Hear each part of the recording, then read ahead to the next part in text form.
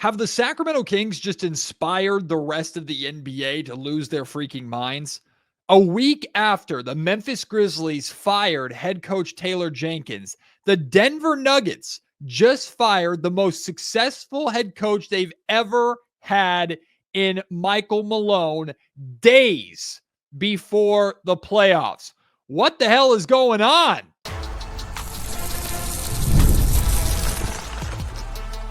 You are Locked On Kings, your daily Sacramento Kings podcast, part of the Locked On Podcast Network, your team every day. And now, ladies and gentlemen, it is that time for another episode of Locked On Kings. Hello and welcome into Locked On Kings, your podcast hub for Sacramento Kings coverage all season long. My name is Matt George. I have the privilege of being your host here. I'm a Sacramento sports anchor and reporter for ABC 10 News. I was not planning on doing a podcast today.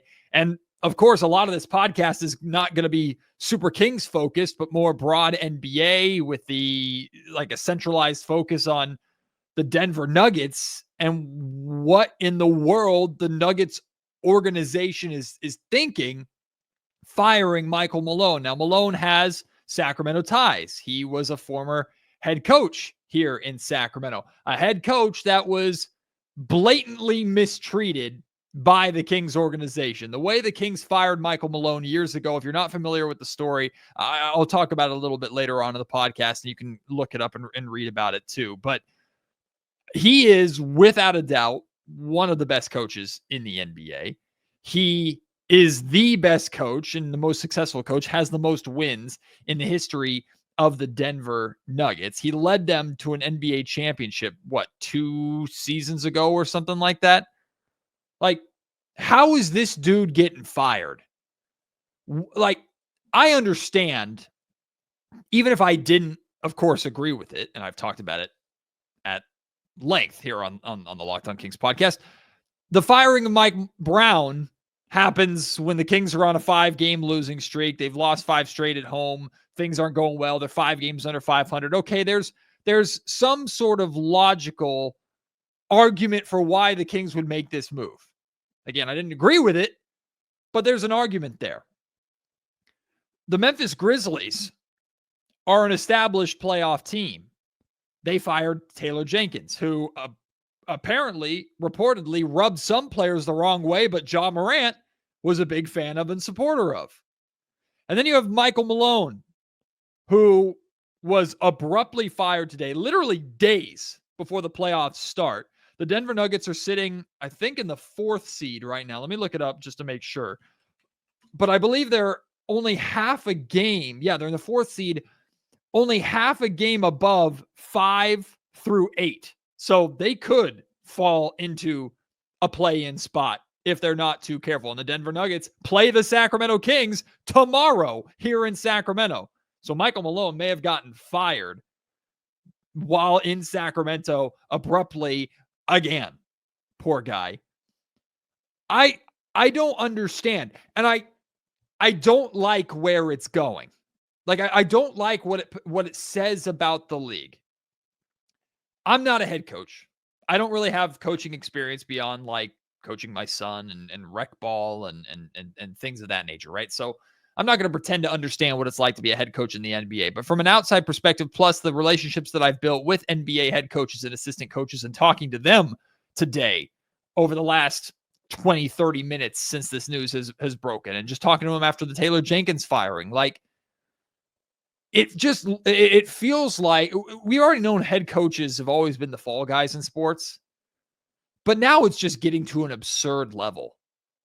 And you start to look at common denominators between Mike Brown, Taylor Jenkins, and Michael Malone. One of the most common denominators between those 3 coaches is that all 3 of them practice what they preach in terms of accountability. All 3 of them have a very, you could use the word abrasive, but I think that has a negative connotation to it. They are guys that will speak their mind. They will yell if it gets their point across. They will hold their players accountable. They will make sure and chew their players out when it's necessary. Now they will. That doesn't mean that they're 100% of the time an a-hole, because we've heard Michael Malone sing the praises of Nikola Jokic and for all extensive purposes, all we've known and all we've believed over the past however long Jokic has been there in Denver is that Jokic and Malone loved each other. Probably still do. Like Taylor Jenkins is a guy that holds guys accountable, but like the Memphis Grizzlies really adopted kind of Jenkins' attitude and style in the way that they play. And now you have both of these coaches getting fired after Mike Brown was fired, and it's pretty well known here in Sacramento that Mike Brown rubbed players here in Sacramento the wrong way because of his coaching style and the accountability that he's preaching. I'm not saying that a successful head coach has to be an a-hole and that screaming and yelling at players is always the best route to go. But if a locker room can't be held accountable, if a locker room can't be chewed out when necessary, that says more about the players to me than it says about the coaching. Now, apparently, I mean, the Nuggets also cleaned out their front office today. They fired Calvin Booth. And according to Kevin O'Connor of The Ringer, he said Booth and Malone never really liked each other. They rarely spoke and talked behind each other's backs. With the team struggling on the court, Nuggets ownership decided to fire them both. Like, maybe the relationship between the two got to a boiling point where the Nuggets just said, we're done with this. We're done with the drama. Get rid of both of them. If that's the case, though, unless we get like specifics of an incident that happened to get to this breaking point, all we can do is speculate. And all speculation suggests that firing Michael Malone was the wrong call. I don't get it. I don't like that Mike Brown got fired because players here in Sacramento didn't like his abrasive style, didn't like him holding them accountable. I don't like that Taylor Jenkins got fired in Memphis because certain players didn't like his abrasive style. I don't like that Michael Malone, a known kind of hard ass of a coach, but who gets results and is one of the best coaches in the NBA, he suddenly got fired just days before the playoffs. And I know the Nuggets have been struggling since the All-Star break. They've also dealt with a handful of injuries to both Nikola Jokic and Jamal Murray, who's been in and out of the lineup with injuries throughout his entire career. Their defense has certainly struggled down the stretch, but they're still in the 4th seed. They're still a playoff team, or a team that even if they fall to the 7th or 8th spot and are in the play-in, they're expected to win and get into the playoffs. Maybe they're not as big of title contenders as they thought they should be this year. But this is not a move that has to happen right now. If they do fall to the play-in and they make it to the playoffs but are swept in the first round or lose in the first round to the Lakers or the Rockets or the Oklahoma City Thunder or wherever they end up, okay, maybe you can evaluate and make this decision in the summertime. But to make this decision days before the end of the season, days before the playoffs begin, drop this absolute bombshell, not just throughout the league, but throughout the Nuggets organization. Again, something had to have happened. And I hope nothing horrible comes out about anything Michael Malone did, because I love the dude. I love the guy. Loved him here in Sacramento. Got the opportunity to chat with him a number of times. He's been nothing but fantastic in my mind. And he built a reputation of being a hard ass, but also kept connecting with players because of it. Look at how he connected with DeMarcus Cousins. He was the only coach to be able to get through to DeMarcus Cousins. And it started with him chewing DeMarcus Cousins out in practice. People have told this story before. Like, Michael Malone threw DeMarcus Cousins, or damn near threw DeMarcus Cousins out of practice and called him soft because Cousins was complaining about one of the drills or the running or whatever that Michael was having them do. But Malone and Cousins, through that, bonded and knew that they had each other's backs until the Kings absolutely ruined it by firing him.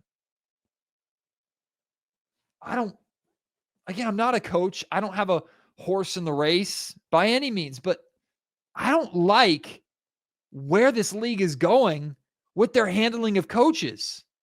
I know they're coveted jobs and they get paid very, very well. It's not like these guys are struggling. Mike Brown sure as hell isn't struggling. He's kicking his feet up right now and enjoying being paid $30+ million or whatever it is over the next 3 years. But these guys taking the fall, I don't like it.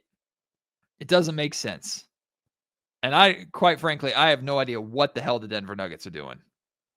But all right, let's bring this around. Let's talk about this from the Kings' perspective. I'll share a little bit of just a reminder of what happened here with Michael Malone in Sacramento.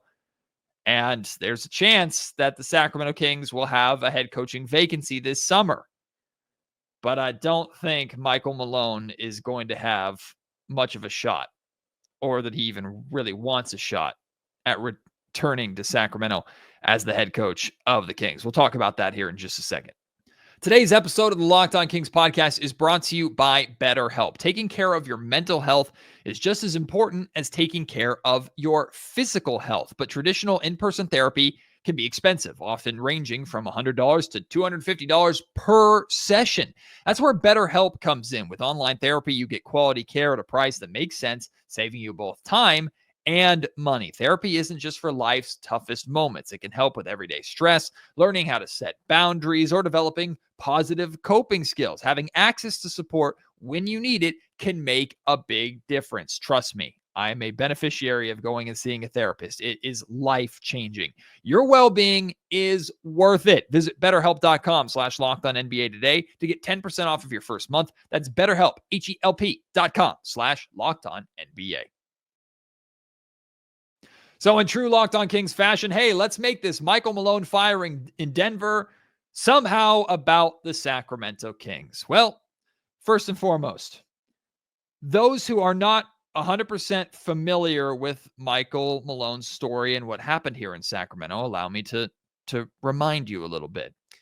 When Vivek Ranadive first took over as the owner of the Sacramento Kings, he hired then Golden State Warriors assistant coach Michael Malone as the new head coach of the Kings.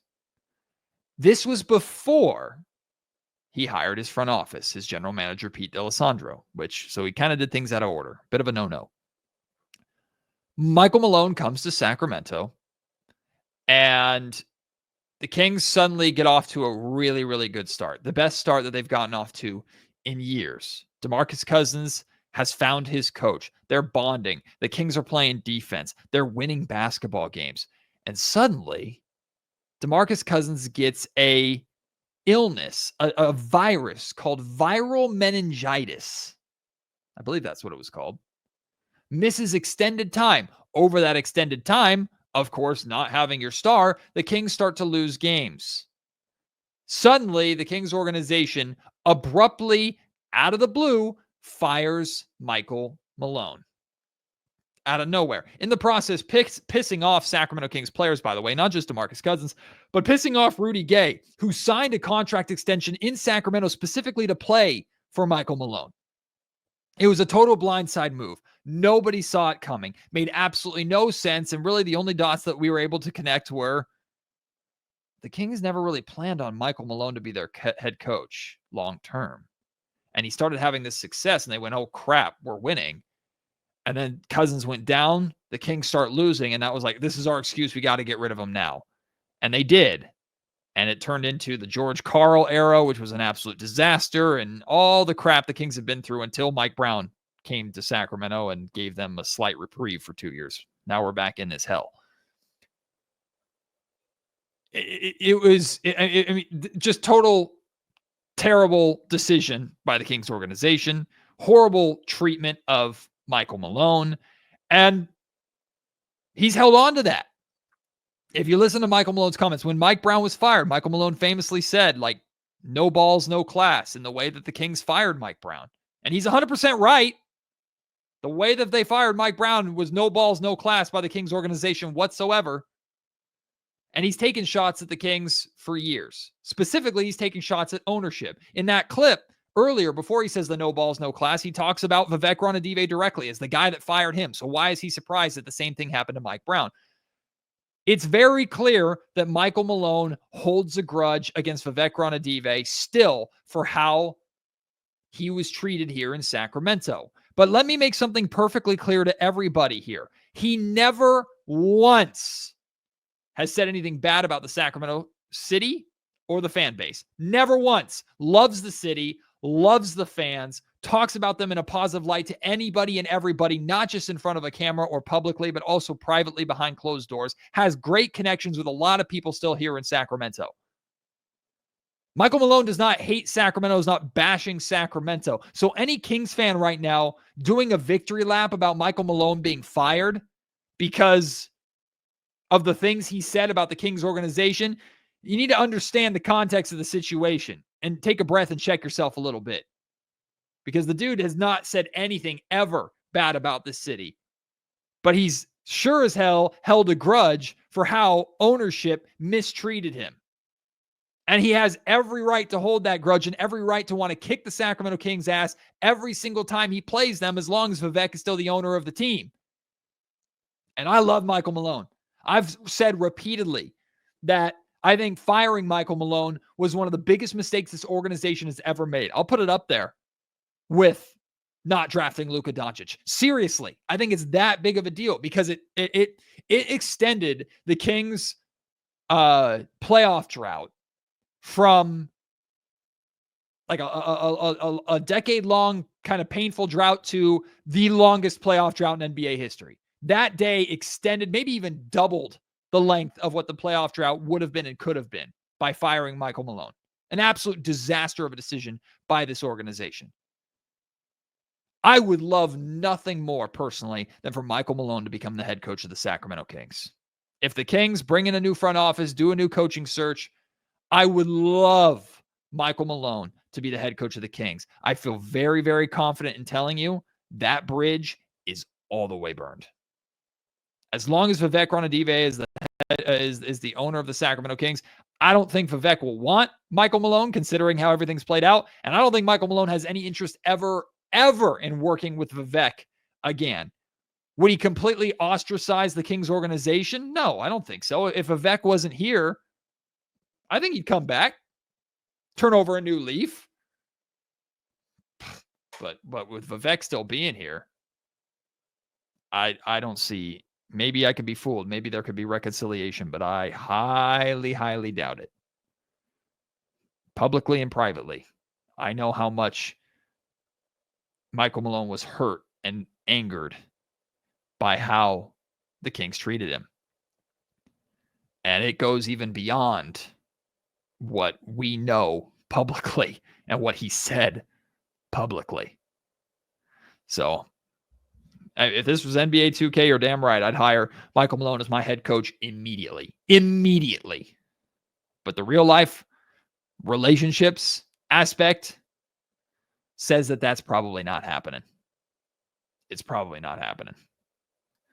Today's episode of Locked on Kings is also brought to you by Robinhood and Robinhood Gold. With Robinhood Gold, you can now enjoy the VIP treatment, receiving a 3% IRA match on retirement contributions. The privileges of the very privileged are no longer exclusive. With Robinhood Gold, your annual IRA contributions are boosted by 3%, plus you also get 4% APY on your cash in non-retirement accounts. That's over 8 times of the national savings average. The perks of the high net worth are now available for any net worth. The new gold standard is here with Robinhood Gold. To receive your 3% boost on annual IRA contributions, sign up at Robinhood.com/gold. Investing involves risks. Rates subject to change. 3% match requires Robinhood Gold at $5 a month for 1 year from first match. Must keep funds in IRA for 5 years. Go to Robinhood.com/boost. Over 8 times the national average savings account interest rate claim is based on data from the FDIC as of November 18th, 2024. Robinhood Financial LLC, member SIPC. Gold membership is offered by Robinhood Gold LLC. So what does this mean for the Sacramento Kings tomorrow in the Golden One Center against the Denver Nuggets? Well, I laid out for you after last night's Kings win over the Detroit Pistons that the Kings were already likely going to be facing the best of what the Nuggets and the Clippers on Friday have to offer, because both of those teams are right in that pack that is between 4 and 8 in the West. Right in that mix. So they still got a ton to play for over these final 3 games and final week of the regular season. So the Kings were never going to get an easy game and a rested Nuggets team or a rested Clippers team down the stretch. And if anything, as history will tell us, this actually might be a bad thing for the Kings, because typically when changes like this happen, now we don't know how much of the locker room supported Malone and how much didn't or whatever. But typically when changes like this happen on the court, it usually serves as kind of a rallying cry. I mean, look, different circumstances, but look how hot the Sacramento Kings got when Doug Christie took over, right? And this is not the first time. We saw when Paul Westphal was fired. I'm pretty sure Keith Smart or Kenny Natt, I can't remember who it was. They went on a heater pretty early after Paul Westphal was fired. Like it's very common in the NBA for after a coaching change, a midseason coaching change, for the team to rally or play well for their new coach given the circumstances. It's weird. It's like the same philosophy of when a head coach gets themselves tossed in a game when things aren't going their way or their team isn't playing well, to kind of fire their team up to get them to respond. How many times in the history of the NBA, how many times in the history of sports have we seen that work? Right? It's like a psychological thing. I think the Kings are going to have to be ready for a fight tomorrow, because the Nuggets now, I mean, they've already had all the reason to play hard, and now they have extra motivation. There's going to be a lot of eyes on that game, and it has nothing to do with the Kings or their playoff race or play-in race. It has everything to do with the Nuggets, and people are going to be paying attention to see where are the cracks, where are the chinks in the armor, how does this team respond? And the Nuggets know that very, very well, and the Nuggets are going to be eager to perform. That, or they might, if they hate this move so much, they might just openly protest by playing like crap. I don't, and the Nuggets just completely killed their own vibes for the rest of the season. I don't know, but my gut feeling tells me the Kings are in for an absolute fight from the Denver Nuggets on Wednesday. Man, what a weird season. We haven't even gotten to the playoffs yet. Who's going to win the title? I don't freaking know. OKC, Boston, Cleveland, I don't freaking know.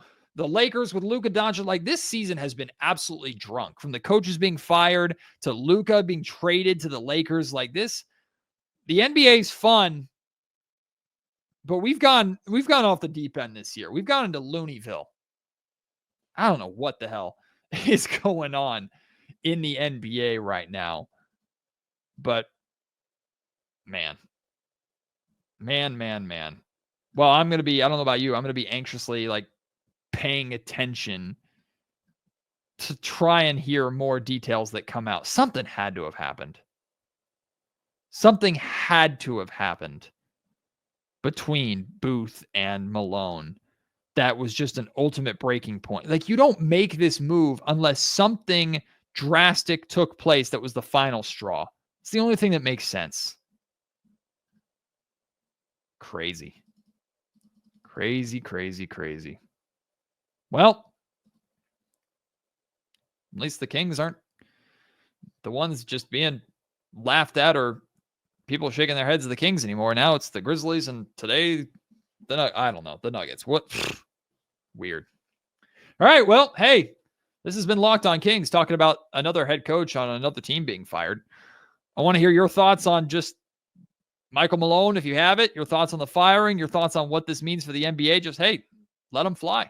Hit me up, at Matt George Sack on Twitter or X.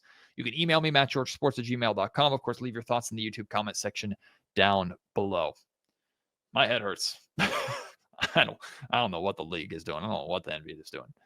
Appreciate your support. Can't wait to have you join me on the next episode of Locked On Kings tomorrow night after the Kings play the Nuggets. If you're going to the Golden One Center, make sure you come by. Top of section 105. Say hi. Maybe we can chat about this in person. My name is Matt George. You have been listening to the Locked On Kings podcast, part of the Locked On Podcast Network.